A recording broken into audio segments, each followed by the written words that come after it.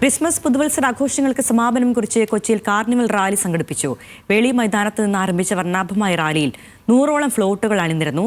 ആയിരക്കണക്കിന് പേരാണ് carnival rally കാണാനെത്തിയത്.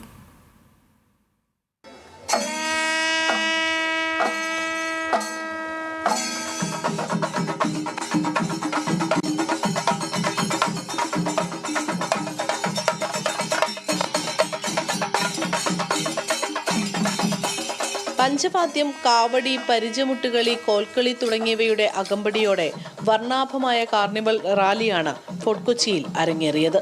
Wayanad ദുരന്തവും വിദേശത്തുള്ള മക്കളുടെ കുഞ്ഞുങ്ങളെ നോക്കുന്ന അച്ഛനമ്മമാരുടെ കഷ്ടപ്പാടുകളും റാലിയിൽ ശ്രദ്ധേയമായി.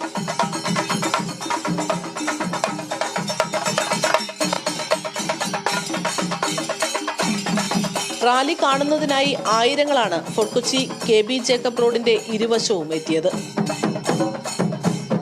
തീർച്ചയായും ഇത് കൊച്ചിയുടെ ഒരു ആവേശകരമായ ഒരു ഉത്സവമാണ് കൊച്ചിൻ കാർണിവൽ. അതിൽ ഇങ്ങനെയുള്ളൊരു അവസരം ലഭിച്ചതിൽ നിങ്ങൾ എല്ലാവരോടും കൊച്ചിയിലെ ജനതയോടും നന്ദി പറയുകയാണ്. വെളി ഗ്രൗണ്ടിൽ നിന്ന് parade ഗ്രൗണ്ടിലേക്കായിരുന്നു rally.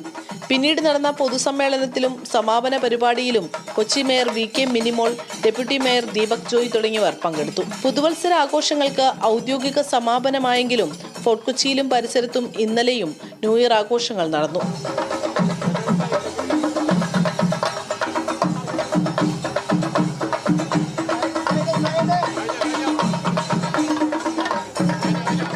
News Malayalam, Kochi.